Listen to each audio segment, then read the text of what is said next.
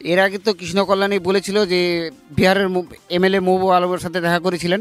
এখন উনি এমএলএ ছিলেন, তখন দেখা করেছিলেন, তখন কি বলেছেন না বলেছেন আমরা তো সাধারণ মানুষ কিছু জানি না। কিন্তু এবার আমি আশা করব যদি কৃষ্ণ কল্যাণী মহাশয় জিতেন তাহলে অবশ্যই সেই রাস্তাটা যদি হয় এবং কি রাস্তাটার কাজ উনিকে করতে হবে, আমরা সেই আশাবাদী। নমস্কার, আপনারা দেখছেন নব বাংলা লাইভ। 10 তারিখে 4টি বিধানসভা কেন্দ্রে উপনির্বাচন, আর তার একটি কেন্দ্র রায়গঞ্জ বিধানসভা। রায়গঞ্জ বিধানসভা কেন্দ্রে উপনির্বাচনে সাধারণ মানুষ কি বলছে, তারা কাকে চাইছে, তাদের কি মতামত তা জেনে নেব সাধারণ মানুষের কাছে। নমস্কার, আপনার কি নাম? বিমল কুণ্ডু।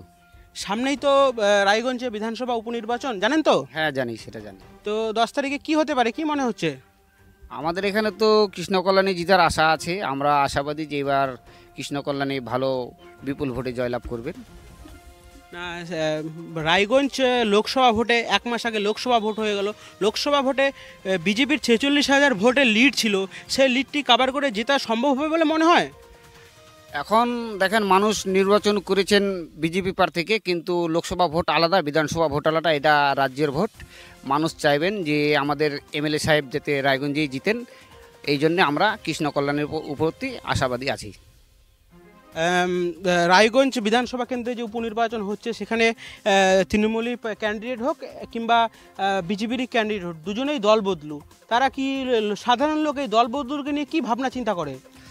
এখন দেখেন, সব পার্টি দলবদলু করছেন। এখন যে মাননীয় কৃষ্ণ কল্যাণী মহাশয় দলবদলু হয়েছিলেন, তিনি মমতা ব্যানার্জির কাজের অব্যাহত দেখে আবার তৃণমূলে যোগদান করে, বিজেপি ছেড়ে তৃণমূলে যোগদান করেছেন।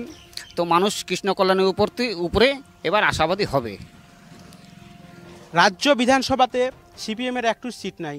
লোকসভা ভোট হয়ে গেল গত 1 মাস আগে, সেখানেও সিপিএম খাতা খুলতে পারেনি। 4টি কেন্দ্রে বিধানসভা উপনির্বাচন, সিপিএম, কংগ্রেস কিংবা জোট অন্যান্য প্রার্থীরা খাতা খুলতে পারবে মনে হয়? দেখুন, আমরা সাধারণ মানুষ, আমরা তো সেভাবে কিছু বলতে পারছি না। এখন জনমত যেদিকে যাবে, জনসাধারণ যাকে চাইবে সেই এমএলএ সাহেব এমএলএ হবেন আর সেই খাতা খুলবেন। আমরা তো দলবিশেষ করি না, আমরা সাময়িক একটা দল নিশ্চিহ্ন করে এই দলকে আমরা ভোট দিচ্ছি, আমরা সেটুকুই জানি। লোকসভা ভোটের নিরিখে সাধারণ মানুষ কি তাহলে দিদির গ্যারেন্টিকেই সমর্থন জানালেন লোকসভা ভোটের নিরিখে? মমতা ব্যানার্জির দীর্ঘ কাজের আর লক্ষ্মীর ভাণ্ডারের আরও কি সাথী সাইকেল টাইকেল এগুলো দিচ্ছেন, মমতা ব্যানার্জির উপরে মানুষ আস্থা রেখেছেন বলেই মমতা ব্যানার্জির বাংলায় সিট বেশি হয়েছে। মমতা ব্যানার্জি বাংলায় সেরা। প্রিয় রঞ্জন দাস মুন্সির হাত ধরে উত্তর দিনাজপুর তথা রায়গঞ্জে একটা এইমস হসপিটাল হওয়ার কথা ছিল, কিন্তু মানুষের দাবি দাওয়া বা সাধারণ লোকের বক্তব্য যে তৃণমূল সরকারের হাত ধরে সেই এইমস চলে গেছে কল্যাণীতে। রায়গঞ্জের বাসিন্দা এবং রায়গঞ্জের নাগরিক হিসেবে আপনার কি মতামত এইমস নিয়ে? সেটা মমতা ব্যানার্জি এখন যদি নিয়ে চলে গেছে, এখন রায়গঞ্জে কিছু দেয়নি দীর্ঘদিন থেকে, ওই জন্য লোকসভার সিট মমতা ব্যানার্জি পাচ্ছেন না। এখন বিধায়ক মমতা ব্যানার্জি রাজ্যে আছেন, এখন বিধায়ক যদি জিতে তাহলে সেটা তার কপাল ভালো। সেটা আমরা চাইবো যে আমরা যেহেতু তৃণমূলেই আশা করি তৃণমূলেই জিতবে। বহুদিন যাবৎ লোকসভা কিংবা রায়গঞ্জ বিধানসভা তৃণমূলের হাতে আসেনি, তাহলে এবার কর্মী তথা সাধারণ মানুষের মনে আত্মবিশ্বাসী তৃণমূল এই সিটটি জিতছে? হ্যাঁ, আমাদের তো দীর্ঘ বিশ্বাস আছে যে তৃণমূলে এই সিটটি জিতবে। আমরা এটুকুই জানি, আর তৃণমূল যেহেতু করছি তো তৃণমূলেই সিটটি জিতবে আশা করি। রাজ্য সরকারের ব্যাপক বিরোধীদের দাবি যে ব্যাপক রকম দুর্নীতি, বিভিন্ন রাস্তাঘাটের প্রকল্প, 100 দিনের কাজ, বিভিন্ন দুর্নীতি রয়েছে। এ নিয়ে কিভাবে সাধারণ লোক? আমরা সাধারণ মানুষ অত কিছু জানি না। আমরা যেদিকে সরকার আছে আমরা সেদিকেই আছি। আমরা সাধারণ মানুষ বেশি কিছু জানি না, যেদিকে সরকার আছে আমরা সেদিকেই আছি। রায়গঞ্জের দীর্ঘদিনের একটি দাবি যে রায়গঞ্জ থেকে বারসই একটি রোড হওয়ার কথা, যা যে কোনো সরকার আসার পরে ভোটের সময় সাধারণ মানুষকে যে রায়গঞ্জ থেকে বারসই একটি রোডের দাবি দেওয়া জানায় বা প্রতিশ্রুতি দেয়, সে নিয়ে সাধারণ লোক কী ভাববে যে এই দাবিটি কোন সরকার পূরণ করতে পারে? লোকসভার কেন্দ্রের মোদী সরকার না রাজ্যের মমতা সরকার? লোক কী ভাবছে এই বারসই টু রায়গঞ্জ রোড নিয়ে? এর আগে তো কৃষ্ণ কল্যাণী বলেছিল যে বিহারের এমএলএ মহবুব আলমের সাথে দেখা করেছিলেন। এখন উনি এমএলএ ছিলেন, তখন দেখা করেছিলেন, তখন কি বলেছেন না বলেছেন আমরা তো সাধারণ মানুষ কিছু জানি না। কিন্তু এবার আমি আশা করব যদি কৃষ্ণ কল্যাণী মহাশয় জিতেন তাহলে অবশ্যই সেই রাস্তাটা যদি হয় এবং কি রাস্তাটার কাজ উনিকে করতে হবে। আমরা সেই আশাবাদী রেখেই এবার কৃষ্ণ কল্যাণীকেই ভোট দেব। এতদিন যাবৎ কৃষ্ণ কল্যাণী বিধায়ক হিসেবে ছিলেন, কৃষ্ণ কল্যাণীকে বিধায়ক হিসেবে কাজের ক্ষেত্রে উনি যত কাজ করেছে কাজের ক্ষেত্রে 10-এর মধ্যে আপনি কত নাম্বার ওনাকে দেবেন? এতদিন যে কাজ করেছে 10-এর মধ্যে 8 নাম্বার দিচ্ছি আমি উনিকে।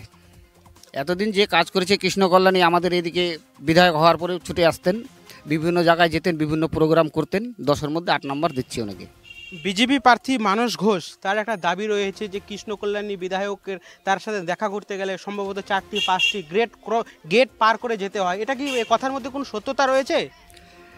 এটা কথার মধ্যে সত্যতা নয়। এখন কৃষ্ণ কল্যাণী মহাশয়, আমি তো তার বাড়িতে যাইনি, এবং কি কৃষ্ণ কল্যাণী মহাশয় এদিকে যখন আসেন আমরা গেলে পরে আমাদের সাথে হাত মিলিয়েছেন, কথাবার্তা বলেছেন। কৃষ্ণ কল্যাণীকে তো আমরা সেরকমভাবে দেখিনি। যদি তার অহংকার হতো তাহলে আমাদের এদিকে আসতো না, উনি গরিব মানুষের উপর অত আস্থা রাখতো না, কিন্তু উনি অহংকার নেই, গরিব মানুষের উপরে আস্থা রেখেছে। কৃষ্ণ কল্যাণীকে সাধারণ এই জনগণ বিধানসভা এলাকায় তার মানে আপনার কথা মতো দেখা যায় নাকি? হ্যাঁ, এদিকে দেখা যায়, উনিকে দেখা যায় এদিকে। এর আগে বিজেপির দেবশ্রী চৌধুরী জিতেছিলেন, তাকে একদিনও আমরা দেখতে পাইনি।